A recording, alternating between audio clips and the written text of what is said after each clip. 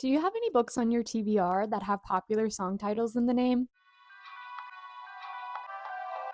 Hi, friends and readers. Another week means another reading vlog. For this week, I wanted to find yet again another way to get books off my TBR. I have tons of books on my physical TBR. No, what am I saying? I'm completely lying to you. I basically have no books on my physical TBR. I only keep books on a digital TBR, so on Goodreads or Fable. And I'm always searching for fun ways to get books off my TBR that might have been sitting there forever or maybe are new to my TBR, but I still want to read. And recently, I noticed that there were two books on there that had titles that were exact names of popular songs, or at least popular songs in my opinion. Popular enough for me to know that that was the name of the song, and also now the name of that book. The two books that I'll be reading this week also are both romance. One's been on my TBR for a few years, actually, I think at least a year, and then one is a new release. We'll see if these books have any relationship to the songs and the vibes and the feelings of those songs. I think one of them just might, but the other one I think is just total coincidence. So without further ado, we are going to start reading the first book. It's actually behind me in this video, so I guess it technically is on my physical TBR because I just bought it for this video. Have you guessed what it is yet? I'll talk to you later once I've started it.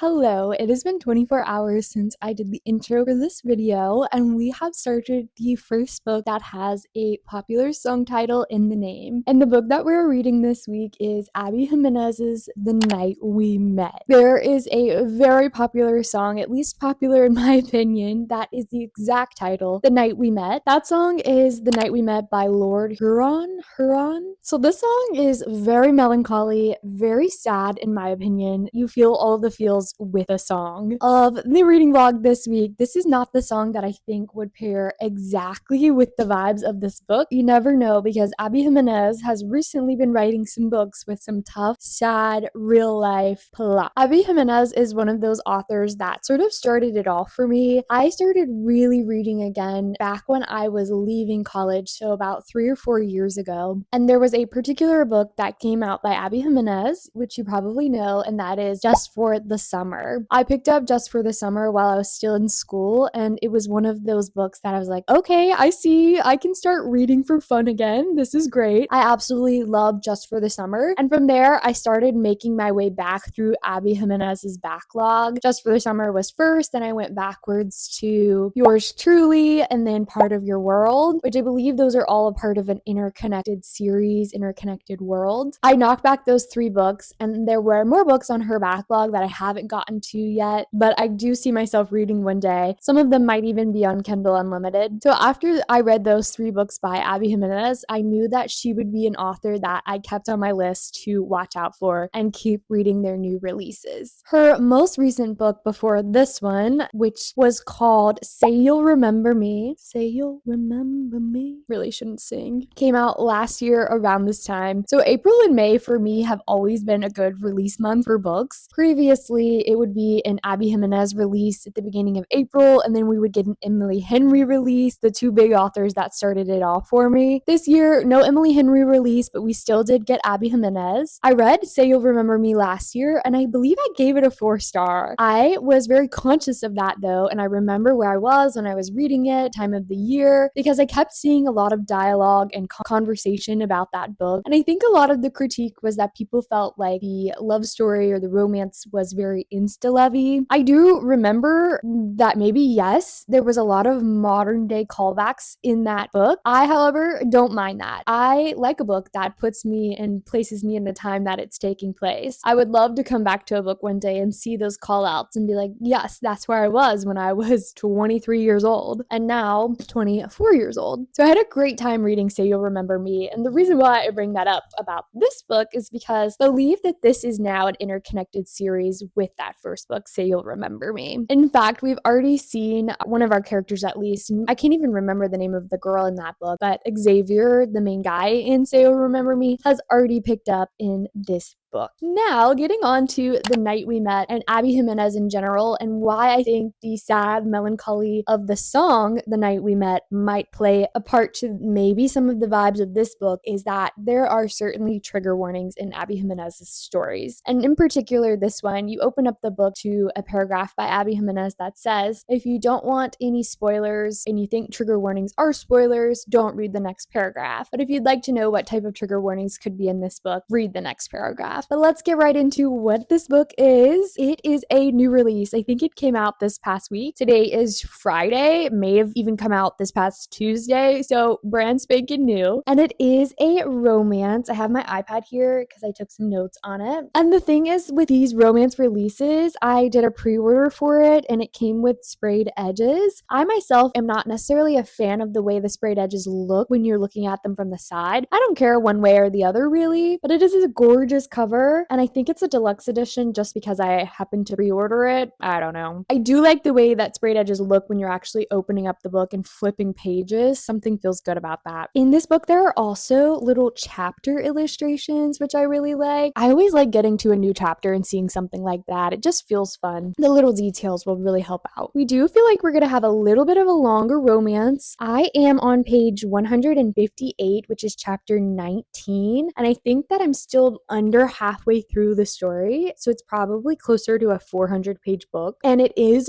dual point of view. We are following Larissa and Chris. Now, I'm a little conflicted about what's happening so far in the story because Larissa is co-parenting a dog that she found with Chris. Now, this dog, they call it Wolverine, I think, is crazy, is mayhem, is good for the plot. It's hilarious. This dog is so insane. They rescued it from the streets and it tries to eat literally any living animal. So they are really seeing each other in between this dog, picking it up and taking care of it. But Larissa and Chris are not together. In fact, Larissa is with Chris's best friend Mike, and for me it feels really hard to understand how I'm going to grow to like their relationship if it's starting out on this scenario where she's seeing his best friend. Larissa is trying to make ends meet. She does any type of job that she can to pay the bills, help out her mom, and just get by in life, whereas our character Chris, he is a pharmacist, so things are a little bit easier for him on the financial end of things. And we learn that the reason Larissa is with his friend Mike is because she made a choice a few weeks ago. They went to a concert and both Mike and Chris were there, both available to drive her home. And Chris was a little bit off-putting that night because he was going through some stuff. So she chose Mike to let him drive her home. And so she's been with Mike ever since. We're going to keep reading. It is Friday. This book is so easy to read. I'm flying through it. It's only been 24 hours and I've read almost half of it after work and on my breaks. I'll update you maybe when I finish the book, honestly. There is not much more to say other than I'm having a good time so far, but I can see the trigger warnings creeping in and I can see the heaviness of real life for these characters creeping in. I'll let you know how we feel about it once we are further into it or finished.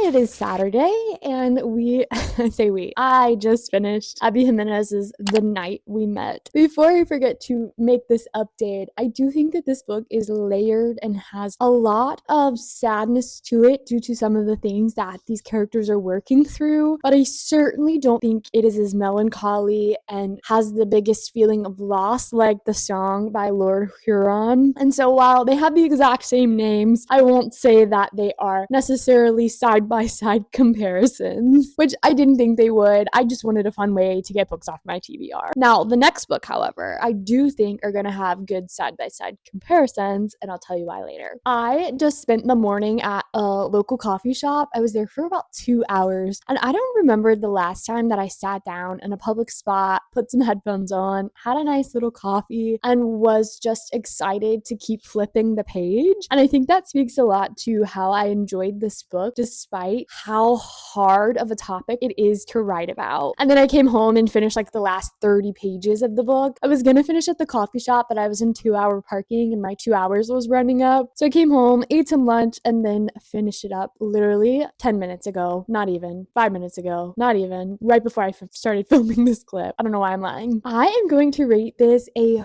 4-star. And I am not one who often reads the author's note, but I went to the back of this to read the author's note because I had a feeling that this book was a little bit different than the others that I had read by Abby Jimenez. One thing is there felt like a lot of callbacks to her other books. As I was saying before, it's been a long time since I read a lot of Abby Jimenez's books. I read Say You'll Remember Me last year, but aside from that, the other books have been like 3 to 4 years since I read them. And so I've clearly forgotten a lot about what happens, but the names and the characters and vague ideas came back to me. And I think that this had some callbacks to it. Pretty sure there was a mention of the hospital that one of the characters worked at in a previous book. And then the grandpa, they mentioned a grandpa who always sneaks cigarettes despite being on oxygen. And I thought to myself, wait, I read a plot line like this before. Oh my god, it was an Abby Jimenez book. Duh. I could be wrong, but I really feel like that was in a book. Maybe yours truly. Anyways, it's always fun to discover things like that and remember. It does make me want to read Just for the Summer again because that started it all for me with this author. I had a good time reading it. It was so quick to read. I read it in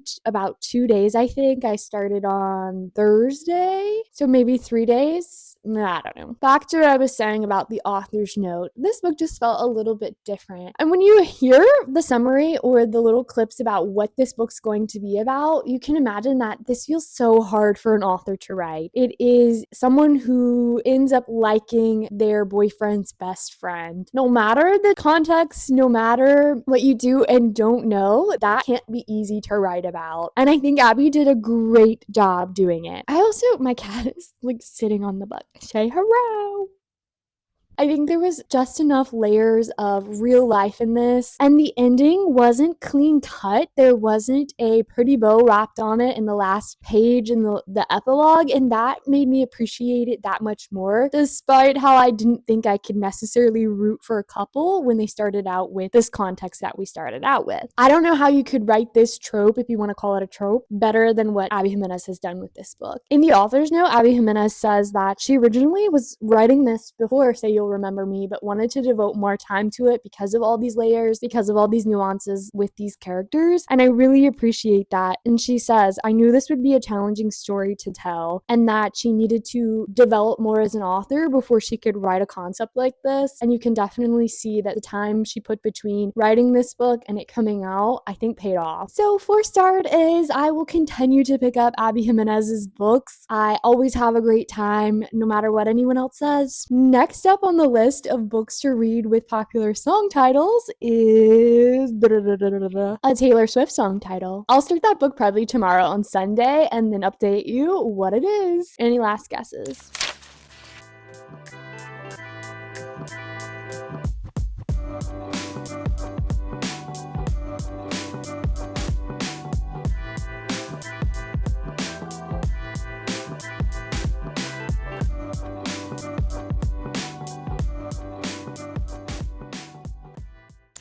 It is now Monday. I am currently on my lunch break, and I spent hours and hours last night reading our next book with a popular song title in the name. I just was not feeling good last night, so I laid in bed for about 3 hours before falling asleep, and I'd say probably 2 of those hours I just completely read, and we almost made it 50% of the way through this next book. I am reading the next book on my Kindle. It's not on Kindle Unlimited. At least I don't think it is. I got it from Libby. I put it on hold immediately. It was available, so no one was waiting in line for this book. And I think that's going to be a theme for how I am feeling about it. So the book that we are reading is Call It What You Want by Alyssa DeRogatis. This book has a pretty pink cover and is in the romance genre. Call It What You Want, if you don't know, is a Taylor Swift song. So to me, that makes it a popular song title. Now, when I was doing this video, this was the one where I was like, this book is definitely going to line up with the vibes and the feelings of that song by Taylor Swift. And already, however many pages we are into this book, Taylor Swift and Taylor Swift song titles have been mentioned so many times in the story. So there is certainly a correlation between the song and the book, and I think that was completely intentional by the author. I do think that this is a debut novel by Alyssa, the author of the story, and I think that for me personally, I saw it go viral on TikTok, so potentially that is where this book went viral for others as well. And what I'm liking so far is that it seems like it's going to be a book that is under 300 pages. A romance book under 300 pages is just what I want. I made it to between last night and today, chapter 17, which is page 123, and that's 45% of the way through the book. So it's definitely under 300 pages. I am flying through it. The chapters are relatively short, and we kind of have a bunch going on. You get dual point of view with our two main characters, Sloane and Ethan, but we also have sort of alternating timelines. At least one chapter was a different timeline. The epilogue starts you out right from the get-go. There's essentially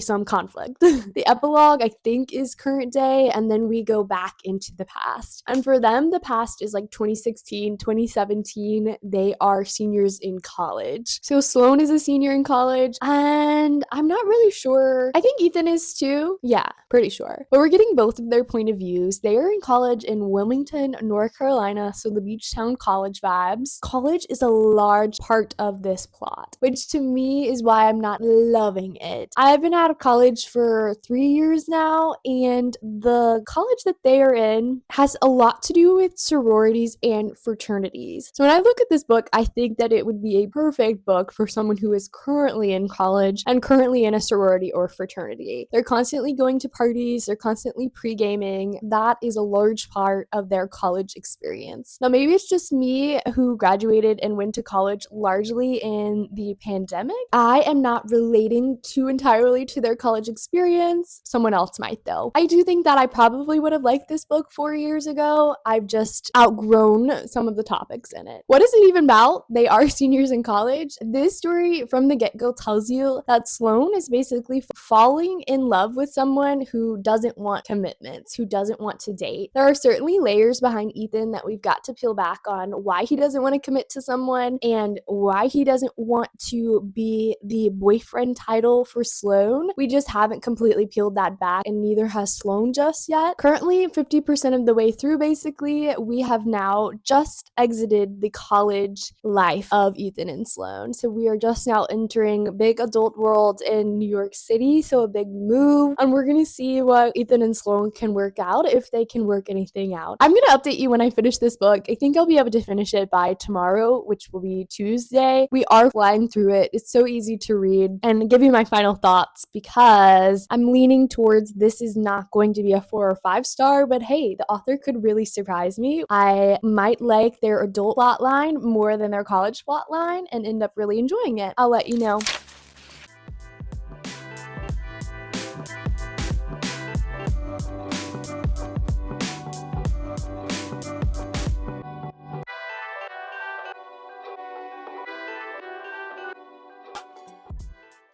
I am so excited. I've been filming on my phone and a mic for the last, I don't even know how long, because my camera broke and I sent it off for repairs through Sony, and then they sent it back and the problem wasn't fixed, so I sent it back again and they just sent it back. This is me hoping the problem is forever fixed because I love my camera. It's so much easier for me, honestly, than my phone and a mic, but we will see. Either way, here she is. I'm hoping this means she's working. It is Tuesday afternoon. It's literally 5:10 p.m. I just got off work not that long ago, and on my Kindle I have finished Call It What You Want, and I'm going to be rating it a 2.5 stars. I don't know that I've ever rated a book a 2.5 stars. I tend to not rate books under a 3-star, and I'll explain why. For this one, I felt a 2.5 star, so a 2.5 star it is. We did finish up with a ton of Taylor Swift song lyrics mentioned directly in the story, and then at the very end, I feel like you sort of tie it into the vibes and the meaning of the song when you wrap up in the epilogue. So I will say this feels like a direct relation to the song. Whereas Abby Jimenez's story, it did feel like it connected just because of the title. The night we met, they go back to that night that they met often in their heads. Outside of that, it didn't relate as directly as this one did. I'm also realizing that I went to the dentist today and they made me take out all of my earrings. And I'm just now remembering and I need to get those out of my pocket. And I like my camera because now I can look at my notes app when I take notes about the books. The reason why I often give a book a 3-star or more, especially when making videos or giving recommendations to someone, is that I often feel like the reason why I don't love a book, not necessarily why I hate a book, the reason why I don't love a book is because I can tell that it wasn't the right place, time, or context or story for me, but I can see all the lovely qualities of it and why someone else might like. For instance, in this book, I might have loved this book if I was in college. I might have loved this book if I was a sorority girl. I was not. Did I date a fraternity man? I did not. Did I engage in activities like all of those people might? I did not. I could see this being a great book for someone else out there. It just wasn't for me. And my cats are now playing. We'll talk about Ethan, one of our main characters. We do get a point of view from Ethan. I did not root for Ethan at all. I think that Ethan could have worked through so much in this novel, in this story, and didn't. I think Ethan did not work through his problem, and thus Ethan is not a good book boyfriend in my opinion. I will try to forget about Ethan if I can, and we'll make it quick and simple. All of those things said, my rating said, I think you're somewhat fairly warned if you read the summary of the story. So if you read the summary of the story and you want to continue on, by all means, certainly do so. I'm glad that I did a video concept like this. It was really fun to get 2 books off of my TBR that have been on my TBR, whether newly on there or have been on there for a few months. I'm always looking for fun ways to pick what I'm reading this week and why I'm reading it. And I do think that for next week, I'll be reading 2 more romances. So we are getting our romance fix, that's for sure. Let me know if there is another book out there that you know that has a popular song title in its title that I could do another video of this, because I'm sure there are tons like it. That's all. Bye for now.